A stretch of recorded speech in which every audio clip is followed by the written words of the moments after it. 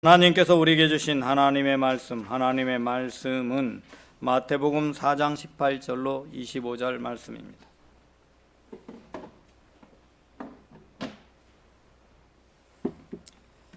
마태복음 4장 18절로 25절 말씀입니다.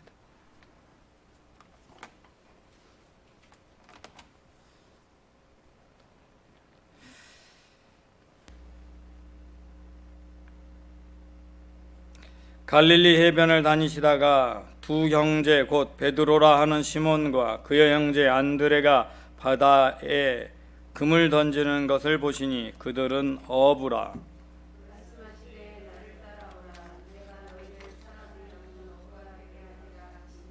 그들이 곧 그물을 버려두고 예수를 따르니라.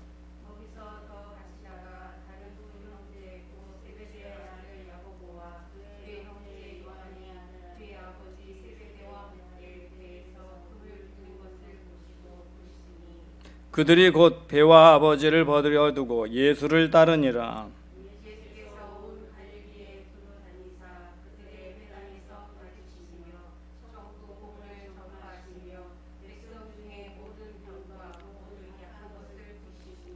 그의 소문이 온 수리아에 퍼진지라. 사람들이 모든 앓는 자 곧 각종 병에 걸려서 고통당하는 자, 귀신 들린 자, 간질하는 자, 중풍병자들을 데려오니 그들을 고치시더라.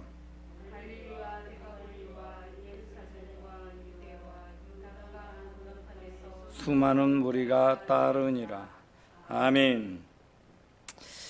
우리가 이 세상을 살아가는 동안, 세상을 사는 모든 날 동안 우리가 가는 곳은 어디든 공동체라는 것이 있습니다. 그래서 공동체에 속하게 마련이지요. 그리고 그 공동체마다 특성을 가지고 있고 또 공동체의 특성에 합당한 리더들이 세워져 갑니다.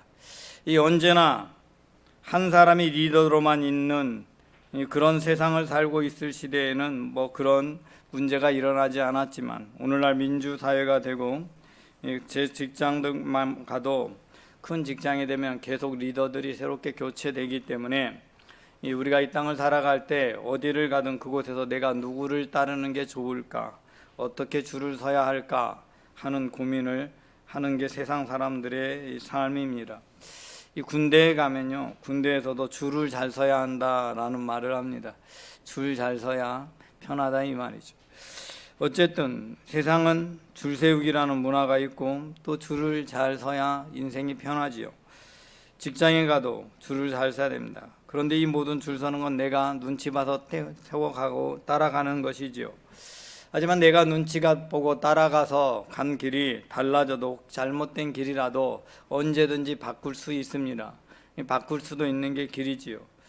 그러나 인생의 진정한 멘토를 만난다면 이야기는 다릅니다. 내 인생의 진정한 멘토를 만난다면 그건 쉽사리 바꿀 수가 없습니다. 오늘날도 그래서 학교에서도 올바르게 학교 생활을 할 수 있도록 하기 위해서 좀 쉽게 사회생활로 나갈 수 있도록 도움이 되도록 해서 멘토와 멘티라는 것을 만들어서 시행하는 학교들이 있습니다. 멘토는 딸을 이끌어가는 사람을 말하는 거고 멘티는 따르는 사람을 말하지요.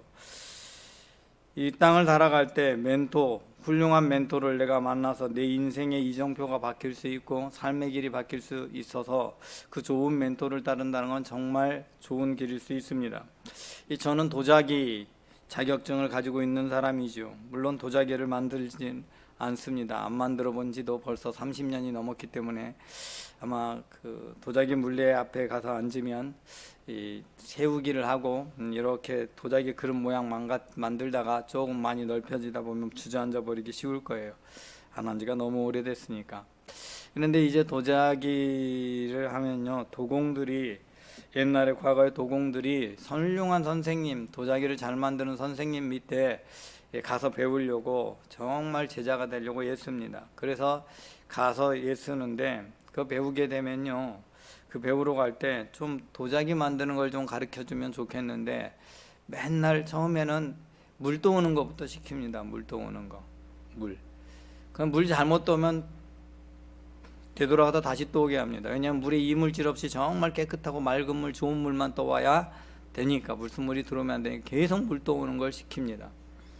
도대체 이걸 왜 해야 되는지 모르지만 그걸 견뎌야죠. 물 떠오는 걸 지나고 나면 흙을 이제 그 물과 섞어서 반죽하는 걸 시킵니다.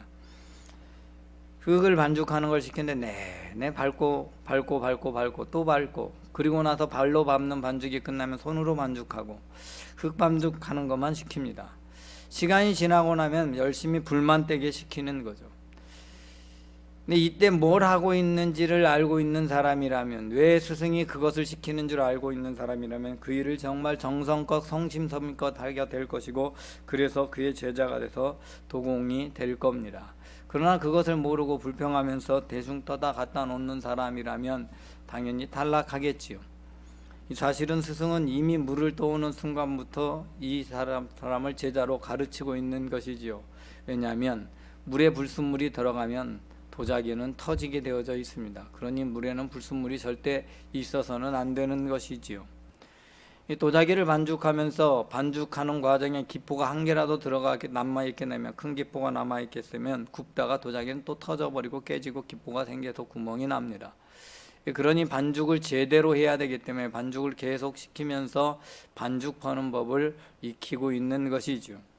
아무리 반죽을 잘해도, 유약을 잘 만들고 잘 세서 해도 불을 제대로 떼지 않으면 색깔이 달라져 버립니다. 불을 떼는 일도 그냥 떼는 게 아니라 사실은 도자기 만드는 과정에 가장 중요한 것들을 배우고 있는 것이지요. 그래서 훌륭한 스승을 만나서 따르면 그 사람을 따라서 그가 시키는 대로 하고, 다른 생각 안 하고 그대로만 따르면 좋은 제자가 될 수 있는 것입니다. 오늘 본문을 보면 따르니라 라는 단어가 3번이 나옵니다. 20절과 22절 그리고 25절에 따르니라 라는 단어가 나오지요.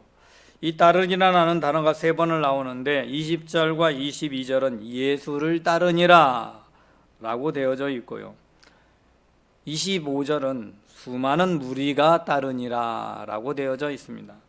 같은 말인 것 같지만 다 예수님 따르는 거니까 똑같은 말이지요. 그러나 이 말 사이에는 엄청난 차이가 있습니다. 똑같은 단어를 사용하고 있지만 이 따르니라라는 의미는 정말 다른 것입니다.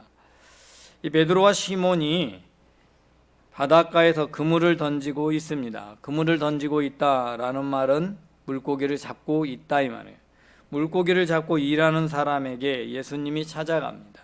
그리고 열심히 일을 하는 사람에게 예수님께서 갑자기 말씀하시기를 내가 나를 따라오너라, 내가 너를 사람 낚는 어부가 되게 하리라 라고 말씀하십니다. 주님이 선택하셔서 그들을 부르면서 사람 낚는 어부가 되게 하겠다는 그 말에 베드로와 안드레는 그물을 버려두고 예수님을 따랐다라고 기록되어 있습니다. 그리고 조금 더 갔는데 이번에는 세베대의 두 아들 야고보와 요한이 있습니다. 이 야고보와 요한은 아버지와 함께서 그물을 손질하고 있습니다. 그물 깁는다는 것은 이제 물고기를 다 잡고 나면, 그물을 걷어들이고 나면 여기저기 터지고 찢어진 데가 있습니다. 그래서 그걸 다시 다 손질을 해야 되는 거죠. 이 물고기를 떼내면서 그물이 찢어지게 되어 있고 망가지게 되어 있어요. 그런 부분을 다 손질하고 있는 거예요. 그렇게 이제 손질을 해서 이제 물고기 잡는 마무리 일까지를 다 해야 일이 끝나는 거예요. 그것도 둘이만 하는 게 아니라 누구와 함께? 부모님과 아버지와 함께 하고 있어. 그런데 그들을 향해 예수님이 또 부르셨어요.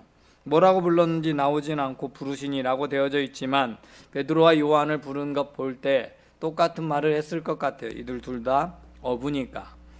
그래서 같은 말로 불렀더니 이들은 아버지와 배와 아버지를 버려두고 예수를 따르니라 라고 되어져 있습니다.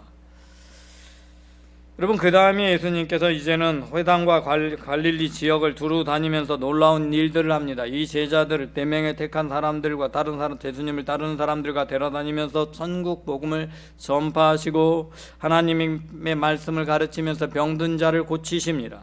그런 모든 일들을 하는 모든 소문이 사방에 쫙 퍼져가게 되고 예수님이 행하는 놀라운 이적들과 기적들을 보게 되죠. 병들어 있는 사람들이 막 예수님께 나옵니다. 서로 고쳐달라고 나옵니다. 그래서 그때 예수님의 소문을 듣고 많은 사람들이 예수님께 와서 무리가 예수님을 따릅니다. 여러분, 이들 사이에 어떤 차이가 있을까요? 앞에 4명의 제자들, 그리고 다음에 나오는 수많은 무리가 따르니라. 이 따르는 두 사람들과 사이에는 차이가 분명히 있습니다. 여러분, 어떤 차이가 있습니까? 오늘 본문 앞을 잘 보면 다른 게 하나 있어요. 가장 먼저 첫 번째로 다른 게 무엇인가? 4명의 제자는 따른 예수님이 그들을 선택해서 불렀다라는 게 다릅니다. 그러면 예수님의 선택에 의해서 불렸어요. 예수님이 불렀어요. 그러나 이 무리들은 소문을 듣고 이적을 보고 모여들었어요. 소문을 듣고 이적을 보고 모여든 사람과 예수님이 가셔서 선택해서 부른 사람, 이건 분명한 차이가 있겠지요. 두 번째로, 이들은 버려두고 예수님을 따랐습니다. 자기가 하던 것을 버려두고, 자기가 있던 모든 것을 버려두고 예수님을 따랐어요. 이게 4명의 제자죠. 버려두고 따랐어요. 그러나 무리들은 그냥 소문 듣고 모여와서 예수님이 뭐 하는지 보러 따라다니고 있어요. 이분이 혹시 메시아일까? 놀라운 소식을 듣고 따라오고 있어요. 여러분, 다시 한번 돌아가 봅니다. 자, 무리들과 이 제자들이 무엇이 달랐길래 예수님은 이들을 부르셨고 선택했고 이 무리들은 그냥 따라왔을까요? 여러분, 오늘 성경에는 나오지 않지만 요한복음을 보면 안드레라는 인물과 요한이라는 인물은 본래 세례 요한의 제자였다고 기록이 되어져 있습니다. 그리고 예수님이 세례받을 때 예수님을 만났고 그때 예수님을 먼저 잠깐 따랐습니다. 그리고 예수님을 보고 다른 제자들에게 예수님에 대해 전했을 겁니다. 자기 형제에게 전했을 거죠. 그러니 베드로와 안드레, 야고보와 요한은 예수님에 대해서는 이미 들었어요. 물론 다른 사람들도 다 들었어요. 그리고 이들은 자기가 하는 자리에서 열심히 일을 하고 있습니다. 여러분, 이게 정말 중요합니다. 소문 듣고 여기저기 쫓아다니는 사람이 아니라 예수님에 대해 듣고 예수님을 따르고 싶은 마음이 있어도 자기가 하고 있는 일에 최선을 다해 충실히 하고 있던 사람, 그 사람에게 예수님께서 찾아가셨다 이 말입니다. 여러분, 예수님이 나에게 와서 뭔가 기적을 이루어지고 무엇인가 해줘야 예수님 믿겠다는 사람은 절대 예수님 따를 수 없습니다. 여러분, 그런 기대를 가지고 있으면 내게 기적도 일어나지 않습니다. 여러분, 기적은 그렇게 일어나는 게 아닙니다. 예수님을 믿고 있어야 기적이 나는 것이고요. 예수님을 믿어야 찾아오는 거예요. 예수님이 해줄까라는 기대를 가지고가 아니라 예수님께서 하시면 틀림없이 그렇게 하실 거야 라고 기대를 가지고 믿어야 하고, 두 번째로는 내가 있는 자리에서 내가 할 일을 최선을 다해서 해야 하는 겁니다. 그래야 예수님이 선택하는 거예요. 여러분, 이건 정말 중요합니다. 하나님이 쓰는 사람들은요, 놀고 있는 사람, 한가한 사람을 쓰는 게 아니에요. 자기 일 열심히 하고 있는 사람을 갖다가 씁니다. 사회에서 실패한 사람들을 데려다가 하나님의 일꾼으로 쓰는 것이 아니라 정말 다른 일을 해도 잘할 수 있는 사람, 잘하려고 하는데 갖다 데려다 쓰기도 하고요. 또 어떤 일을 하고 있는데 주님이 그 마음을 감동시켜서 데려오기도 해요. 그러니까 무엇인가 안 하는 사람이 아니라, 할 수 없어서가 아니라 무엇이든 내게 주어진 일이면 최선을 다하고 있는 사람, 그 사람을 데려다가 쓰는 거예요. 여러분, 잘 보세요. 베드로와 안드레가요, 그물을 던지고 있었는데 다음에 만난 사람, 얼마 안 가서 곧 만난 사람은 야고보와 요한은요, 그물을 깁고 있었어요. 고기잡이가 다 끝났었다 이 말이에요. 고기잡이가 다 끝난 시간에 여전히 그물을 던지고 있는 게 베드로와 안드레입니다. 그물을, 아마 이날은 고기를 못 잡았나 봐요. 그러나 고기를 어떻게든 잡아야 되는 게 그의 일이기 때문에 하는, 그래서 그물을 던지고 있는 거예요. 정말로 최선을 다해 일하는 거예요. 야고보와 안드레, 요한은 아버지를 도와서 아버지의 말에 순종하면서 열심히 일하고 있는 거예요. 근데 이런 그들을 불렀어요. 다른 복음서에 보면은 야고보와 요한이 우리 아버지를 먼저 장사하고 떠나게 하소서라는 말을 합니다. 우리가 아버지 모셔야 되니까. 그 말은 그 말이에요. 아버지를 모셔야 되니까 아버지 돌아가실 때까지 모신 후에는, 그리고 돌아가신 후에는, 우리가 아버지 모시는 일 의무를 다한 후에는 주님을 따르겠습니다. 그렇게 말하는 거예요.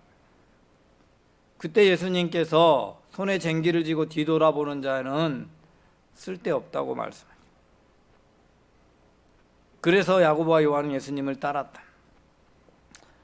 여러분, 분명히 자기 일에 최선을 다하는 사람들이었는데, 그렇게 일을 소중히 여기는 사람인데 예수님 때문에, 예수님이 말씀하시니까 그 말씀을 듣고 버려두고, 여러분, 이들은 예수님의 부름에 따라, 예수님의 선택과 부름에 따라 예수님 말씀 듣고 따랐다는 거예요. 예수님의 선택만 있었던 것이 아니라요, 선택과 함께 예수님의 말씀을 듣고 따랐어요. 말씀하시니 따랐어요. 그러나 수많은 무리들은 자기가 소문을 들어보고 소문 때문에 와 본 거예요. 여러분, 이 사람들은 소문을 듣고 오기 때문에 또 다른 소문이 나면은 또 떠나갈 것이고, 예수님이 잡혀가면 도망갈 것이 분명하고 떠나고 되돌아오지 않을 사람들이에요. 시류에 흔들리는 사람들이 일반 무리라 이 말. 여러분, 여러분이 오늘날 교회에 나와서 예배드리는 예배자로 있습니다. 여러분, 왜 예배자로 있습니까? 내가 예수님을 따르는 사람, 하나님의 백성, 하나님의 자녀로 선택받았기 때문입니까? 아니면 그냥 누군가 교회 나오면 좋다고 하니까 교회 한번 가봐서 다니면서 믿어보지 라고 생각하고 교회에 나와 있습니까? 만약 후자라고 한다면 이 사람은 무리에 지나지 않습니다. 예수님의 제자는 될 수 없고, 우리가 생각하는 예수님이 긍휼히 여기면 이적도 기사도 나에게 체험하게 하겠지만 진짜 예수님을 따르는 사람이 아니기 때문에 우리가 생각하는 그런 일들은 일어나지 않을 수 있습니다. 주님께 바라는 이적들 나와 상관없이 없는 것일 수가 있습니다. 처음에야 주님이 따르도록 이적도 행하시고 보여주시겠지만, 주님을 보고서 여전히 주님을 따르지 않고 생각만 하고 있다면 주님은 그 사람 앞에 아무것도 하지 않습니다. 이들은 언제든지 떠날 수 있는 사람, 그러나 내가 하나님의 자녀로 선택받은 하나님의 은혜가 있었다는 사실을 믿는 사람이라면, 하나님의 선택이 있어서 나를 부르셨다는 걸 믿고 그 부름 때문에 예수 그리스도를 쫓고 있다면, 그 믿음 때문에 예수 그리스도를 쫓고 있다면, 따르고 있다면, 그 사람은 오늘 4명의 제자와 같은 길을 갈 수 있습니다. 그 다음 갈 때 내가 가지고 있는 세상의 짐들, 세상의 것들을 짊어지고 가는 게 아닙니다. 그렇게 소중히 여겼던 일이지만 그물을 버려두고 따릅니다. 그렇게 효도하는 아들들이었지만 아버지를 버려두고 따르고 있습니다. 여러분, 그렇다고 여러분 보고 부모님 버리고 따르라, 누구를 버리고 따르라라는 말이 아니라, 이 시대는 몸이 가야 되니까 그럴 수밖에 없지만, 지금은 이 세상에 여러분이 의지했던 모든 것 다 버리고 하나님만, 예수님만 바라보고 따를 수 있어야 한다 이 말입니다. 여러분, 따른다는 게 어떤 것인지를 알아야 이 의미를 알 수 있습니다. 버려두지 않으면 못 따릅니다. 어렸을 때 이 장을 따라가 본 적이 있습니다. 제가 시골에 살 때는 대산에서 장이 열렸어요. 대산에서 제가 살고 있는 동네보다는 한 4km 가까이 떨어져 있는 곳이, 1시간 가까이, 한 50분 정도 걸어가면 장날에 장이 열려요. 그때 장날에요, 데려가면요, 그 당시에는 사람들이 장날이면 여기저기서 다 몰려와요. 게다가 아이들이 있으면 데려다가 아무데나 그 식모로 팔아버리고 이런 경우도 많이 있었기 때문에 아이들 잃어버리는 경우 참 많아요. 그래서 엄마가 아이들 데려갈 때 꼭 손 꼭 잡고 나만 보고 따라오라고 합니다. 나만 보고 따라오라고 해요. 그러면 엄마만 보고 따라가야 하는데 가다 보면 볼 게 왜 이렇게 많아요? 그래서 손은 안 놔야 돼. 혹 옆에 보더라도 손을 안 놓고 있다가 움직이면 잽싸게 딱 손잡고 따라가야 되는데 손을 놔버리면 곤란합니다. 엄마는 손을 계속 못 잡고 있어요. 그러면 엄마 옷자락이라도 잡고 있어요. 왜냐하면 물건을 담으면 이렇게 담고 하다 보니까 놓거든요. 그럼 엄마 옷자락을 잡고 있다가 따라가야 되는데 놓아버리면, 그리고 딴 데 보고 있으면 못 따라가는 거예요. 그러면 잃어버리는 거예요. 여러분, 따른다라는 건 막연히 멀찍이 서서 쫓아가 보고 구경하는 사람을 따르는 게 아닙니다. 즉 오늘 마지막에 나와 있는 무리가 따르니라에 따른다는 말은 구경꾼처럼 따르는 것이기 때문에 진짜 따르는 것이 아니라 이 말이에요. 예수를 따른다는 말은 예수님께 붙어 있어서 쫓아다닌다라는 의미. 주님이 가는 길이면 어디든지 가는 게 예수님을 따르는 겁니다.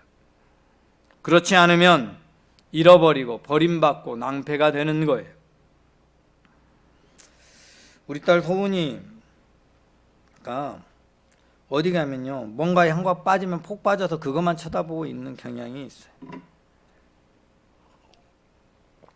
그러니 데리고 가려면, 어렸을 때 데리고 가면 잊어버리기가 너무 쉬운 거예요. 우리 딸 잊어버릴 수 있어요. 잃어버릴 수 있어요. 그러니까 잃어버리지 않으려면 잘 데리고 다녀야 되는데, 하루는 훈련을 시키기 위해서 서울대공원에 갔는데 얘가 자꾸 딴 데 가니까, 딴 데만 보고 안 쫓아오니까 일부러 몰래 그냥 간 다음에 얘가 어떻게 하는지 숨어서 쫓아가 봤어요. 그러면 엄마 아빠를 찾아야 되잖아요. 근데 이 동물을 보고 신기해서 이 동물 보고 저 동물 보고, 동물만 보고 쫓아다니고 있어. 동물만. 30분이 넘어도 엄마 아빠 안 찾아. 동물만 쫓아가. 제가 이제 그런 생각이 들어요. 애들이 세상에 빠지잖아요. 뭔가에 빠지잖아요. 그렇게 쫓아다니는데, 여러분, 예수 믿는다는 사람이 세상에 빠져 있으면 주일만 교배당에 나왔다가 나머지 시간 동안 세상 쫓아다니라고 정신이 없어. 하나님 생각 한 번도 안 해. 생각조차 안 나. 너무 신기하고 좋거든, 세상이. 동물이 신기해서 쫓아다니는 아니나, 세상이 좋아서 일주일 내내 세상에만 빠져있고 하나님 생각 한 번도 안 하고 살아가는 선데이 크리스찬이나 주일말 신자나 무엇이 다릅니까? 여러분, 그것은 주님을 따르는 게 아닙니다. 주님을 따른다는 것은 한순간도 주님을 놓치지 않는 겁니다. 그래야 주님께 떨어지지 않지요. 내가 비록 일할지라도 괜찮아. 주님이 나하고 함께 계시니까. 내가 직장에서 다니는데 누가 나한테 욕하고 나를 무시해서 너무 속상해. 화가 나고 분노가 치밀어 오를 수 있어. 그런데 주님이 나와 함께 하셔서 나를 품어주시니까 그래도 나는 괜찮아.